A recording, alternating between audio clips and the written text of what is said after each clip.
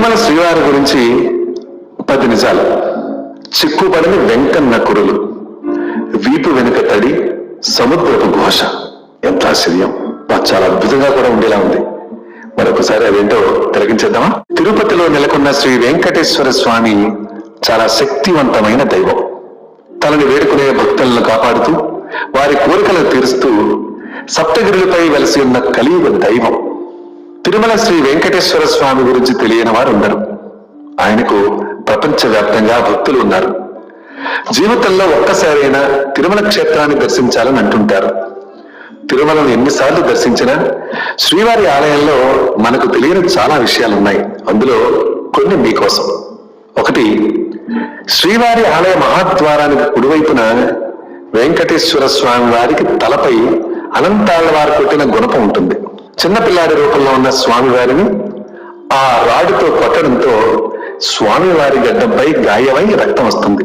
అప్పటి నుంచి స్వామివారి గడ్డానికి గంధం పూసే సాంప్రదాయం మొదలైంది. ఇక 2, వెంకటేశ్వర స్వామి విగ్రహానికి జుట్టు రియల్ హెయిర్ ఉంటుంది. అది అసలు చిక్కుపడదని అంటారు. 3, తిరుమలలో ఆలయం నుంచి 23 కిలోమీటర్ల దూరంలో ఒక గ్రామం ఉంటుంది.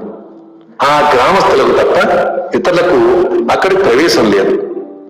ఆ గ్రామస్తులు చాలా పద్ధతిగా ఉంటారు. స్త్రీలు రవిక కూడా వేసుకోరు. అక్కడి నుంచే స్వామివారికి వాడే పువ్వులు తెస్తారు. అక్కడే తోట ఉంది. గర్భగుడిలో ఉండే ప్రతిదీ ఆ గ్రామం నుంచే వస్తుంది. చివరికి పాలు, నెయ్యి, పూలు, వెన్న తదితరాలన్నీ కూడా.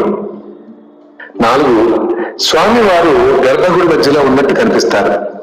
కానీ నిజానికి ఆయన గర్భగుడి కుడివైపు కార్నర్ లో ఉంటారు. బయట నుంచి గమనిస్తే ఈ విషయం మనకు తెలుస్తుంది. 5, శ్రీవారికి ప్రతిరోజు కింద పంచే పైన చీరతో అలంకరిస్తారు. దాదాపు 50,000 రూపాయలు ఖరీదు చేస్తే వస్త్ర సేవ ఉంటుంది. ఆ సేవలో పాల్గొన్న దంపతులకు చీరను, పురుషులకు పంచెను అందిస్తారు. ఈ చీరను చాలా తక్కువ ధరకే అమ్ముతారు. 6, గర్భగుడిలో నుంచి తీసివేసిన పువ్వులు అసలు బయటికి రావు. స్వామి వెనుక జలపాతం ఉంటుంది. అందులో వెనక్కి చూడకుండా విసిరేస్తారు. 7, శ్రీనివాసునికి వీపు మీద ఎన్నిసార్లు తుడిచినా తడి ఉంటుంది. అలాగే అక్కడ మనం చెవి పెట్టి వింటే సముద్రపు ఘోష వినిపిస్తుంది. 8, స్వామివారి గుండె మీద లక్ష్మీదేవి ఉంటుంది. ప్రతి గురువారం నిజరూప దర్శనం సమయంలో స్వామివారికి చందనంతో అలంకరిస్తారు. అది తీసివేసినప్పుడు లక్ష్మి అలానే వస్తుంది. 9, స్వామివారికి తీసేసిన పువ్వులు మరియు అన్ని పదార్థాలు పూజారి వెనక్కి చూడకుండా వెనుక వేసేస్తారు. ఆ రోజంతా స్వామి వెనక్కి చూడరని అంటారు.